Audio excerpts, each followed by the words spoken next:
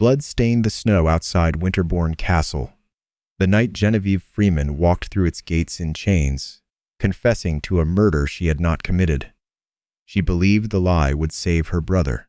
She did not yet understand that her confession was never a shield at all. It was the last piece a conspiracy needed to fall exactly into place. Several hours earlier, Jenna woke at the Freeman estate to a wrongness she felt before she understood it. A stillness in the house that didn't belong there. No servants moving in the corridor below. No sound at all beyond her own heartbeat. She found Abner collapsed at the base of the staircase, his shirt soaked through with blood that wasn't his own, his eyes unfocused, his breathing shallow and uneven, pupils blown wide in a way she recognized as something worse than simple drunkenness. A dagger lay loose in his hand, the Freeman family blade, carried by every heir for 3 generations, its hilt worn smooth by her father's grip before it had ever touched Abner's. When she leaned close enough to smell it, the metal carried a scent she recognized instantly and with dread. Lord Elias Carow, the king's royal beta, a man she'd met only twice at court, both times exchanging nothing more than polite formalities. From somewhere beyond the estate walls, the first howls of the royal guard rose on the wind, moving fast, moving closer, and Genna understood with sudden, sickening clarity that whatever had happened tonight, someone had made certain it would be found quickly. Genna didn't waste time on panic. She sent a servant through the back passage for Agnes Vale, the Healer House Freeman had trusted for 2 decades, and while she waited, she worked. She pulled Abner's bloodied tunic free and locked it inside her mother's old cedar chest, preserved rather than destroyed, some instinct telling her it might matter later, even if she couldn't say why yet. She moved Abner into the servants' corridor, out of the direct path of whoever was coming. When Agnes arrived, breathless, Jenna asked her for one thing only, a sample of Abner's blood, drawn and sealed before anyone else set foot in the house. "You're not thinking of doing something foolish," Agnes said, already knowing the answer. Jenna didn't reply. She drew the dagger's edge across her own palm, hissing at the sting, and let the blood well fresh over the stains, already crusted into the blade. She smeared a line of it across the front of her gown. Then she walked to the front hall and waited for Captain Frederick Hale and 6 royal guards to burst through her door. "I killed Lord Elias Carow," Jenna said, before Frederick had finished crossing the threshold. No one else in this house knew. Frederick studied her for a long moment, something uncertain moving behind his disciplined expression. "Your motive?" "A threat to this house," Jenna said. "Nothing more I'll say tonight." She did not destroy the tunic. She did not erase the blood already drying beneath Abner's fingernails. She simply put herself between her brother and everything that was coming, the same way she'd done for years, without ever once being asked to. Under the old confession law, a noble heir who accepted sole guilt under blood oath closed the matter for the rest of the household unless separate evidence surfaced against them directly. Jenna had watched 2 other cases end exactly that way in her lifetime. She was gambling that this one would too, and that the gamble would buy Abner time to wake, remember, and defend himself once the worst of the danger had passed. They shackled her wrists in plain iron and marched her out into the snow. Villagers gathered at the estate gates, drawn by torchlight and rumor, some shouting that she was a traitor, others simply watching in confused silence, unsure which version of the night to believe. Frederick kept his men between Genna and the angrier voices, allowing no one to lay a hand on her, though he offered her no comfort either. He noted, without comment yet, that the royal guard had reached the estate faster than any normal patrol route allowed, a detail he tucked away rather than raised, the way a career soldier tucks away anything that doesn't sit right. She walked with her and her shoulders square, because every step she took away from that house felt, to her, like a step that kept Abner safe inside it. Winterbourne Castle rose ahead of them through the falling snow, its towers lit against the dark, and Genna climbed its steps already certain of exactly what she was walking into. Alpha King Adrian Voss sat the throne that night, with a stillness that unsettled everyone in the hall. Grief pressed down hard beneath a decade of practiced control. Elias Caro had been his closest friend since the civil conflict that first put Adrian on this throne. His chief strategist, the one voice in every council chamber Adrian had trusted without needing to ask twice. Now that voice was gone, and the wolf inside Adrian wanted nothing more than a name to tear apart. 10 years of ruling had taught him to keep that wolf leashed even now, even with his closest friend's blood barely dry on the castle stones. Near the throne that night stood Lord Reginald Harrington, already pressing for a swift verdict before the body had even been properly examined, and Lady Beatrice Kensington beside him, calm and measured, reminding the hall that the Treasury could ill afford the unrest a long investigation would invite. Neither drew particular suspicion. Both simply sounded, to most of the room, like nobles anxious for order. Jenna knelt before him in chains, and Adrian studied her the way he studied every piece of evidence brought into his court, carefully, and without letting grief choose the answer for him. He noticed the cut across her palm, fresh, barely a day old, nothing like the calluses a long-time blade hand would carry. He noticed the way blood on the dagger sat in uneven layers, old beneath new, a detail that made no sense for a single killing stroke. He noticed that her gown showed no tear, no defensive wound, nothing consistent with the kind of struggle a trained royal beta would have put up against an attacker. Most of all, he noticed the fear in her eyes wasn't fear for herself. "You confessed within the hour," Adrian said, "before any physician examined the body. Before anyone asked a single question." "I know what I did," Jenna said. "That's not an answer to what I asked." "A confession is a confession, Your Majesty." "A confession is not a verdict," Adrian said, loud enough for the hall to hear, though the words seemed aimed as much at himself as at anyone listening. "Take her to a cell, guarded, not chained in silver." He did not yet override the old procedure that sent her to the castle's lower level for the night. A cold stone room built for prisoners, the crown expected to hang by morning. When word reached him the next day of exactly how cold that cell had been and how little food had been offered, his jaw tightened in a way his guards had learned not to question. The lower cell logbook, when he demanded it, showed she was far from its first occupant to be left that way. 3 other names from the past 2 years sat in the same ledger with the same missing meal entries beside them. He gave the order to move Genna immediately, along with a second order that would matter more in the months ahead. A full review of every detention standard the Crown had allowed to go unquestioned for years.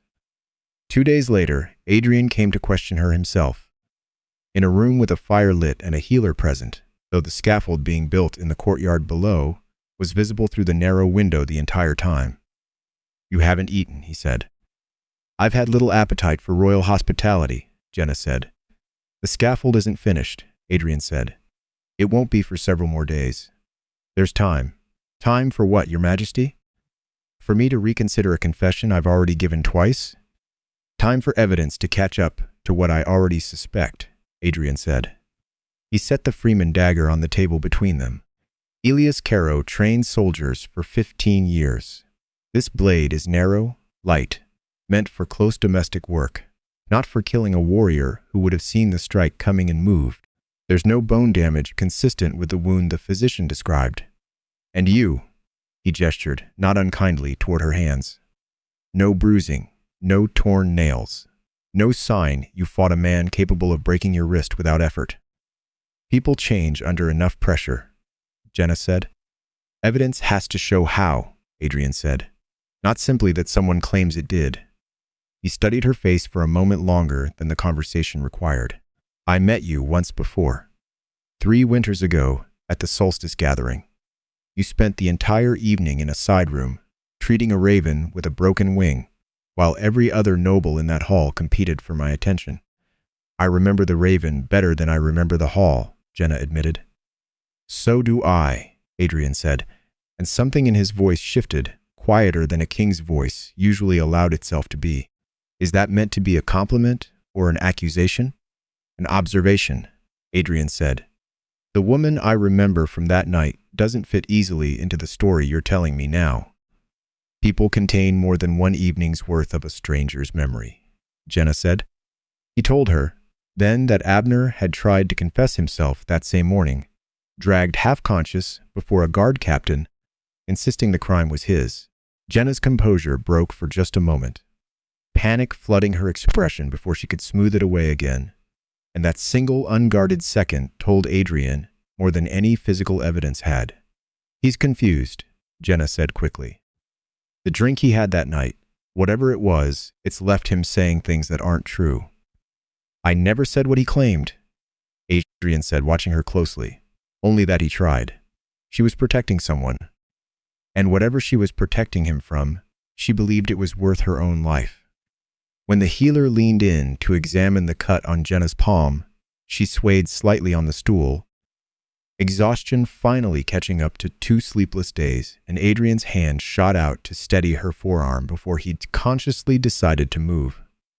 The spark that passed between them wasn't subtle. It ran up through Genna's arm like a current finding ground, and she saw, in the flicker across Adrian's face, that he'd felt precisely the same thing. He released her arm immediately and stepped back, putting the length of the table between them again. He didn't speak of it. He didn't need to. Jenna was a prisoner. He was the king sitting in judgment over her fate. A mate bond declared in this room, under these circumstances, would corrupt everything that needed to remain clean, and both of them understood that without a single word passing between them.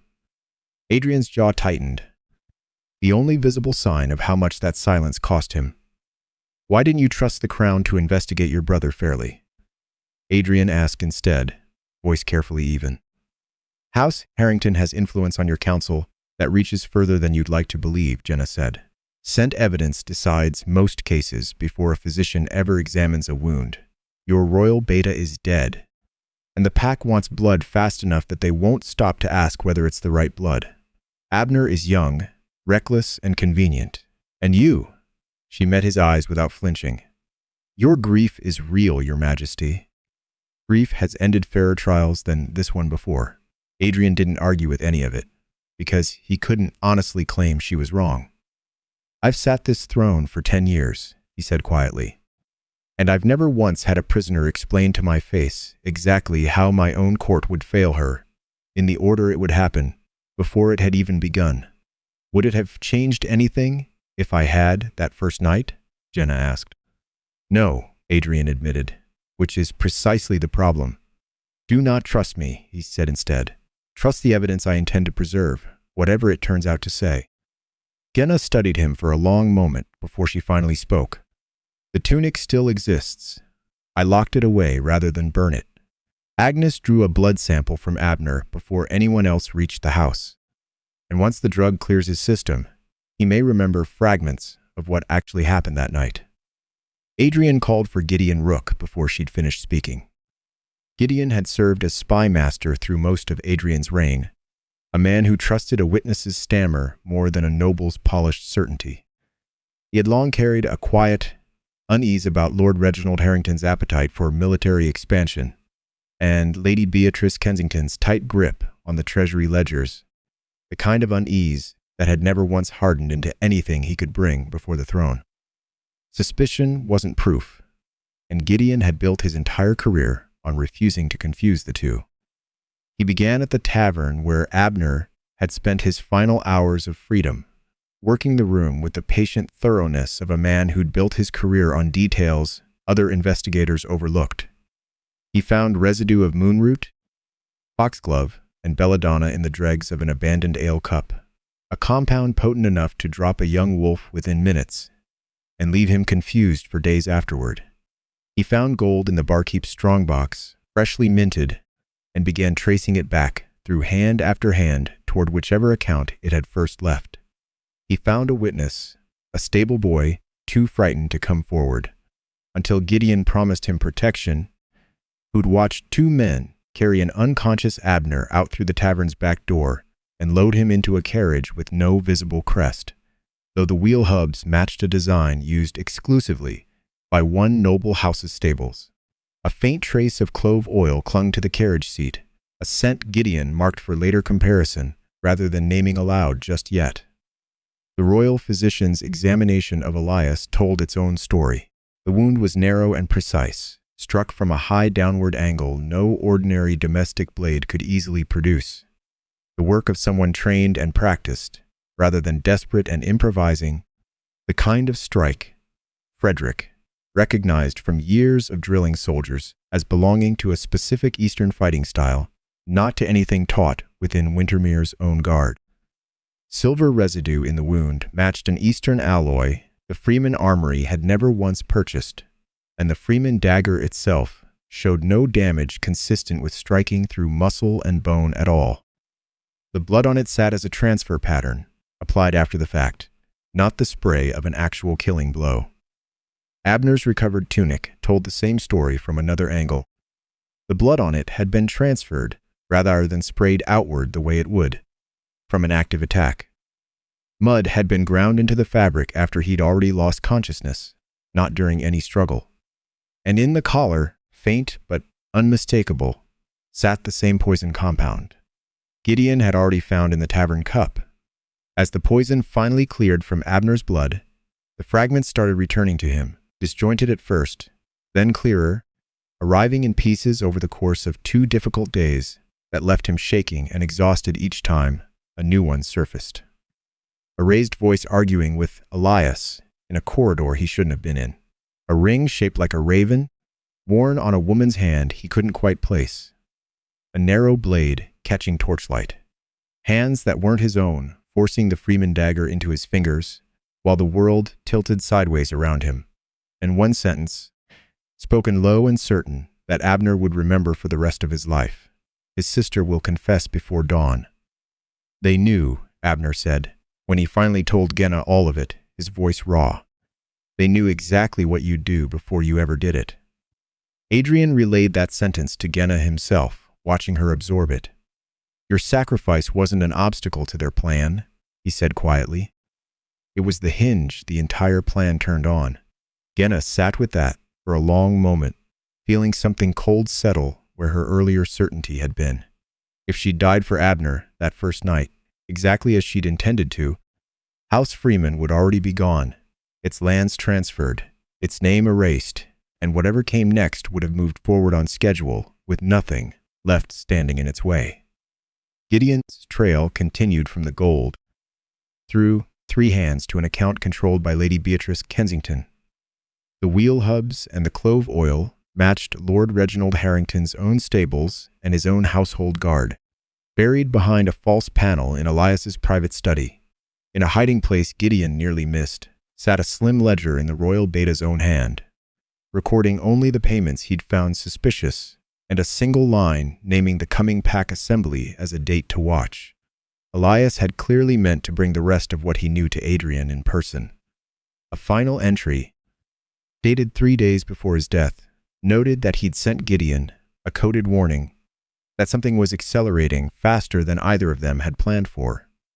She agreed to appear before the full pack assembly, but not without conditions. Abner would remain under protection throughout.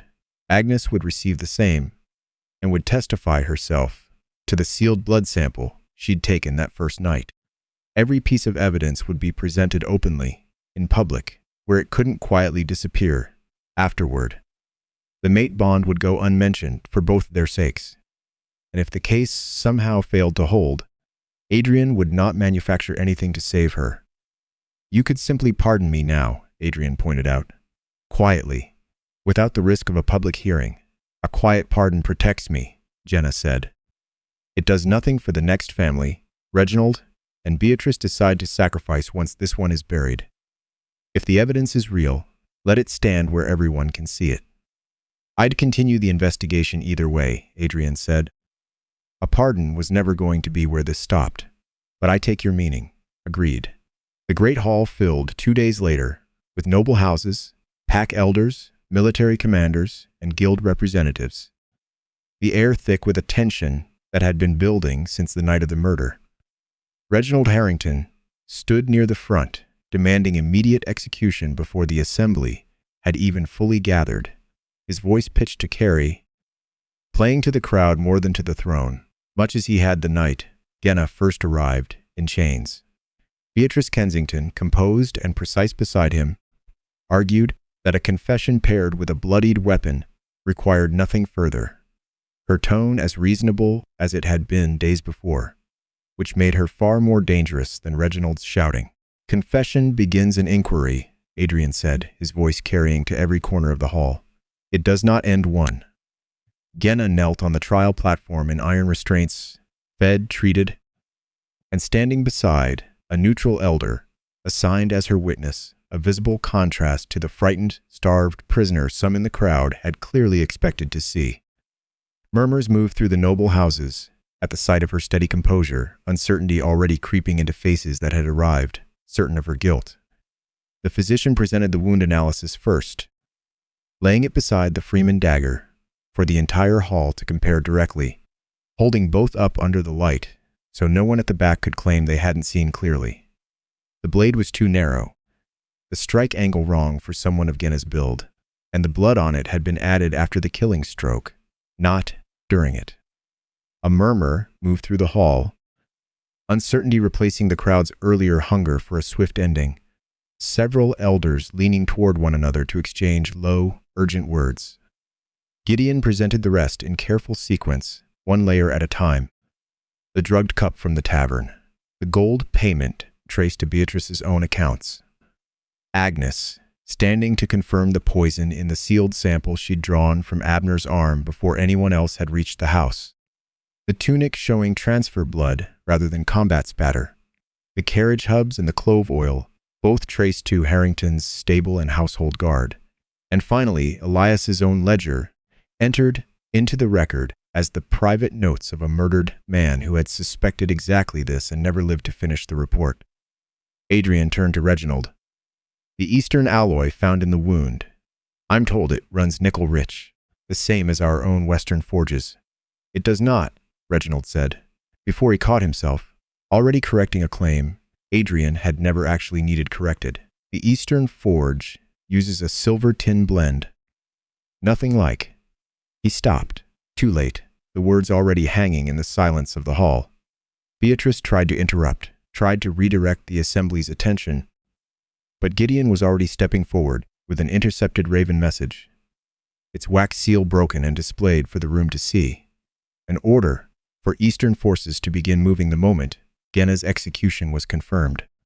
The hall understood, all at once, exactly what her death had been meant to trigger. Reginald's guards moved first, silver weapons drawn from beneath their cloaks faster than the Royal Guard's evacuation plan could fully account for. Chaos broke across the hall in seconds, nobles scattering, elders shouting for order that no longer existed. The great doors slamming shut on Beatrice's own signal before anyone could escape through them cleanly. Genna was still restrained for the appearance of the ongoing trial, chain looped between her iron cuffs. When she saw the blade rising behind Adrian's blind side, a guard she recognized from Harrington's own household moving fast through the scattering crowd. "Behind you!" she shouted, and Adrian turned just in time to avoid the first strike, the blade catching only air where his shoulder had been a heartbeat earlier. Reginald, realizing the trial's momentum had turned irreversibly against him, lunged for Genna instead, understanding exactly how critical a witness she'd become to everything unraveling around him. Genna threw herself sideways off the platform's edge, the iron chain between her cuffs catching his descending arm for one desperate instant, just long enough to spoil his aim, and buy Adrian the 2 steps he needed to close the distance. The chain bit into her palms, the same fresh cut Adrian had noticed 2 days earlier tearing open again, and the blade meant for her throat opened a shallow line across her shoulder instead before Adrian reached them.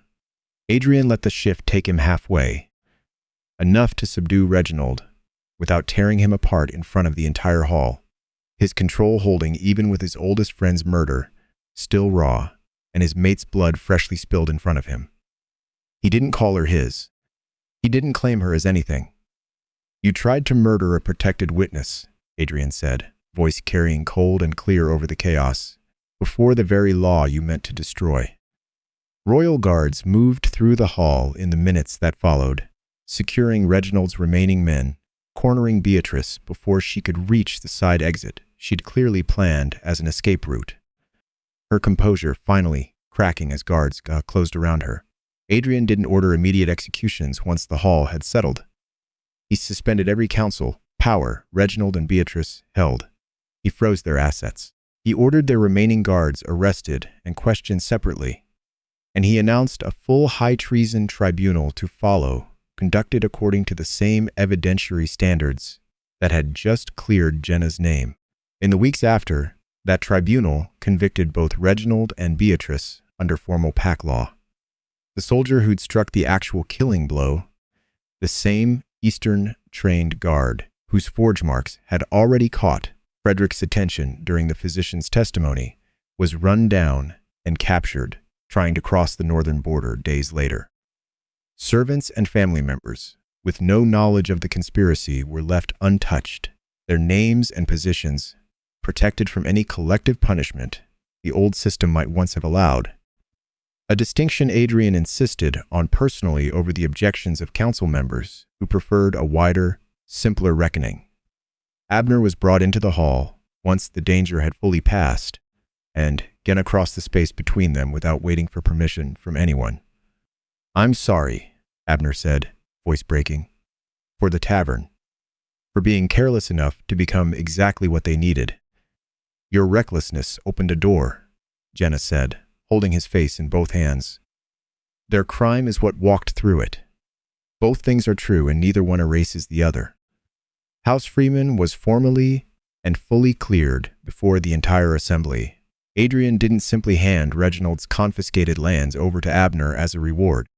The seized coup funds went instead toward rebuilding the eastern villages the conspiracy had drained for years. And the river crossing at the heart of the original dispute became jointly administered between House Freeman and the Crown. Abner was confirmed as heir, but under active supervision, required to train under Captain Frederick and study the estate law he'd spent years avoiding. Jenna, who had quietly kept the Freeman ledgers and settled the estate's tenant disputes for years while her father's health failed, and Abner looked the other way, received formal co-regent authority over House Freeman, a role that simply recognized in law what she had already been doing in practice for years. Adrian found her later that evening in a quiet chamber off the Great Hall, a healer just finishing the wrap around her wrists, the chain-torn skin already tender under fresh linen. "I felt the bond during our first private conversation," he admitted.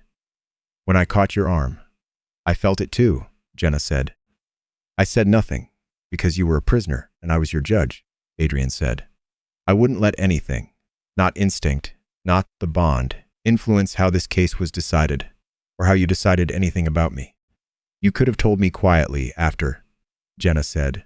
"Once the trial concluded." "I could have," Adrian agreed. "I chose not to because I wanted you to know the case had been won on evidence alone, without wondering afterward whether some part of it had been decided for you before you ever had a say." "That first night in the lower cell," Jenna said. "Cold stone, no fire, barely any food. Was that also evidence? Or simply an old habit no one had thought to question?" Adrian's expression didn't soften the way it might have if he were looking for forgiveness rather than simply telling the truth. "Old procedure. Nothing more defensible than that. The logbook showed 3 names before yours, treated exactly the same way. I've since ordered every detention standard in this kingdom reviewed. All of it, not only the cell you happen to occupy. You didn't create this conspiracy," Jenna said. "No," Adrian said, "but my laws created the opening it used. A confession that could nearly hang someone before a physician examined the body. Sent evidence treated as settled fact. A suspect humiliated in public before any trial began. I intend to change every one of those failures starting this season." "If I refuse the bond," Jenna asked, watching him carefully, "does House Freeman remain cleared?" "The truth doesn't change with your answer," Adrian said. "It never did." "She didn't kiss him that night?" she asked. "Instead, for time. and he gave it to her without a single word of protest. Over the months that followed, Jenna worked alongside Adrian and the council to rebuild the legal framework that had so nearly killed her. No capital conviction could rest on confession alone anymore. Scent evidence required independent corroboration before it carried any legal weight, and forensic review became mandatory in every serious case. Minimum standards governed detention conditions and prisoner rights. Warmth and food no longer left to a guard's discretion. No public punishment before a verdict. Trial guards were chosen independently of noble house influence, and clear procedures now governed how evidence had to be preserved from the moment it was found. She argued for every one of these changes in council chambers that had, not so long ago, been ready to watch her hang. Some lords resisted, calling the reforms an insult to old tradition. Jenna answered each objection with the same question, asked plainly and without heat. How many other confessions, given exactly the way hers had been, might already have ended in an innocent death? Nobody ever thought to investigate. The romance between them grew slowly, built through council sessions where Genna challenged nobles without ever resorting to cruelty, through quiet meals where they talked more about Elias than about themselves, through visits to the eastern villages being rebuilt with the conspirators' seized gold. Adrian asked, before every touch, however small, a hand near her shoulder pausing until she nodded first. A raven with a healed wing took up residence in the royal garden that spring, and Jenna liked to think, without ever quite saying it aloud, that it was the same one from that first solstice evening, 3 winters gone. Abner testified formally before the full council, training under Frederick through the coldest months, working directly with tenants whose trust he'd have, to earn back one conversation at a time. He visited Elias's memorial more than once, standing there long enough that Genna eventually stopped following him to make sure he was all right. "I'll stand beside you," she told him one evening. When he asked why, she no longer felt the need to check on him constantly. "I won't stand in front of every blade you decide to invite into your life. Those are different things, and I've only just learned the difference myself." He nodded slowly, turning that over. "You spent years doing exactly that, didn't you? Standing in front of things." "I did," Jenna said. "I'm trying to stop." Nearly 6 months after the trial, spring finally reached Winterbourne Castle in full. Jenna had become co-regent of House Freeman, chief architect of the justice reforms that now governed every noble trial in the kingdom, a respected voice at the council table, and Adrian's chosen mate by nothing but her own free and considered choice. She had told him privately, days before, exactly what her answer would be. The question in the hall was hers to ask him to repeat, so the record would show a choice made freely, rather than one decided behind closed doors. The Pack Council ratified her role before a hall, very different from the one that had once demanded her execution. Adrian asked the question in front of all of them, plainly, without ceremony, dressing it up into something it wasn't. "Do you choose the bond, the work, and the life beside me?" "Yes," Jenna said, and meant every part of it. She became queen consort only after months of demonstrated leadership, only after choosing the role freely, with nothing forcing her hand. After the ceremony, she and Adrian walked together through the lower castle corridor, where she'd once been held that first cold night. The cell itself no longer existed as a cell at all. It had become a justice archive, a legal review office, and a small, permanent memorial to the case that had nearly ended in a wrongful execution.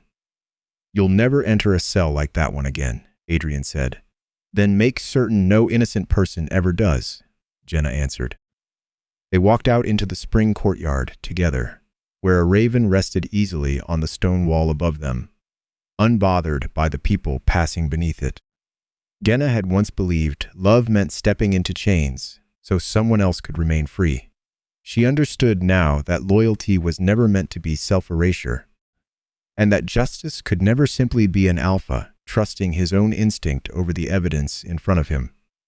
Genevieve Freeman walked into Winterbourne Castle that first night as a confessed murderer. She didn't rise because the confession made her noble. She rose because she survived long enough to replace the lie with the truth underneath it. So here's a question worth sitting with. Was Adrian right to hide the mate bond until Genna was no longer his prisoner? Or did it cost them something they didn't need to lose? Let us know what you think in the comments.